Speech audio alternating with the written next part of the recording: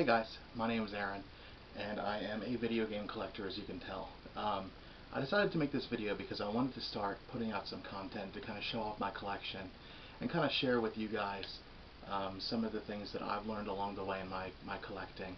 And I also wanted to share with you, what I have in my collection, because some of it's pretty cool. So since this is really my first video aside from the 2016 Game Room tour that I did, which I'm going to do a 2017 tour pretty soon because things have changed in this room a lot. I wanted to kind of show you what are some of my favorite games, some of the things that I grew up playing, some of the things that I play today, so that way you can kind of get, kind of a feel for the kind of gamer that I am and the kind of things that I enjoy. So I'm going to try and keep these to, just a short video, but I'm going to try and keep them in order of from consoles, so starting with NES all the way up to present day. So I got a stack of games here. So these are my boxed Super Mario Brothers. I got 1, 2, and 3. Now the reason that I love, and I'm such a huge Nintendo guy. I absolutely love Nintendo games. I find them to be the funnest. Reason being, I can just sit down and I can plug in Super Mario Brothers 1 and just, forget about everything. It's just a nice, easy side-scroller game. Well, I shouldn't say easy. It is at this point because I've played it and beat it so many times. But, it's something that I'm able to just, kind of play and tune out. And same goes for the other 3, or the other 2, excuse me. So I wanted to make sure that I mentioned them. Next I'm going to move to the N64. Now, if you guys are like me, this was kind of the the game of my childhood. I remember playing GoldenEye 007. In my neighborhood, we had a couple of kids, and we would basically just go back and forth to each other's house, bring our copies of GoldenEye, and just play. And I mean, this one for me really just kind of defined the FPS, the first-person shooter. And I think it still holds up today. I still play it. I really enjoy it a lot. Next, moving on to kind of the Xbox PS2 era, I wanted to mention these 2. The Star Wars Knights of the Old Republic, I got 1 and 2. Now, I love both of these games. I love Star Wars. I love anything Star Wars. But really, for me, these were the first, actual RPG games that I really got into. I remember I went to the store and I bought Knights of the Old Republic 1. I'd never heard of it.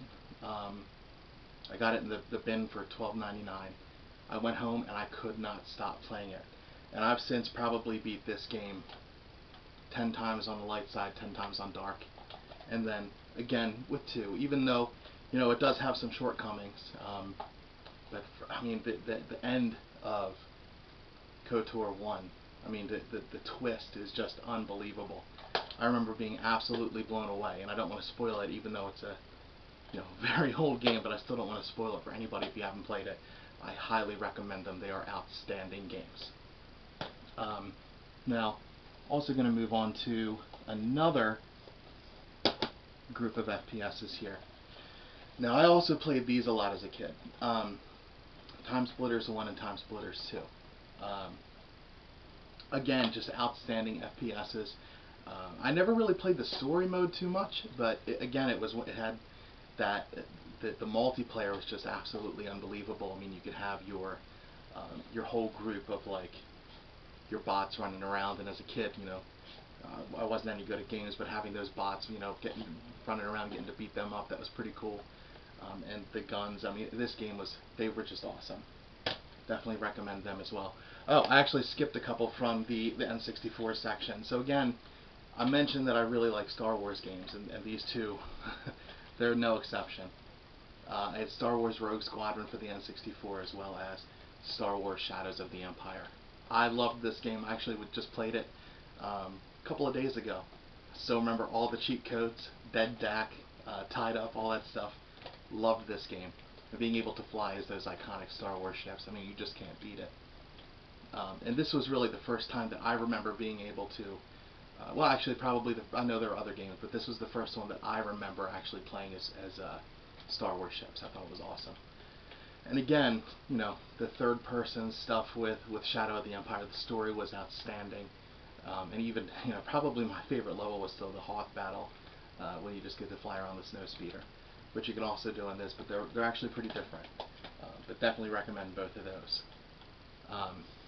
Now moving back to kind of the PS2, Xbox era, wanted to mention Star Wars Battlefront 1 and Star Wars Battlefront 2. Again, just outstanding shooters. I mean, these again were third person. They had space battles. I think only 2 had space battles, if I remember correctly. I don't remember. But, you know, again, having big, you know, large scale battles with a bunch of bots and being able to play with, you know, a whole bunch of friends online, these were awesome. I also have the newer Star Wars Battlefront. And I, you know, again, this game got a lot of heat, and you know, EA kind of does their thing with titles like this. We all know that. But I enjoyed this too, and I'm really looking forward to Star Wars Battlefront 2.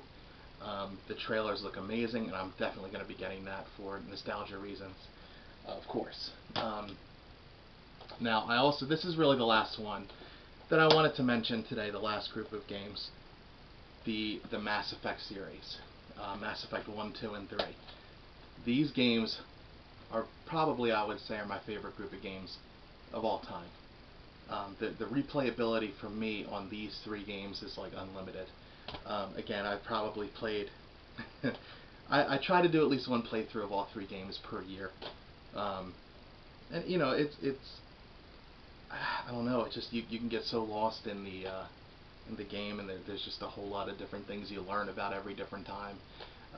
You know, you really get kind of close to the characters, and again, you know, Mass Effect Andromeda, you know, again, I beat this game, but it just didn't have that same connection to the characters that you had in the original trilogy.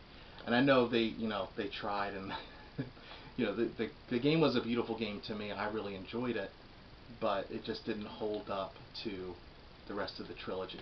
If they do make more Mass Effect games, I hope they kind of lean back a little bit more this way. But again, that is really all that I wanted to go over with you. If there is any specific content that you'd like to see, you know, please let me know.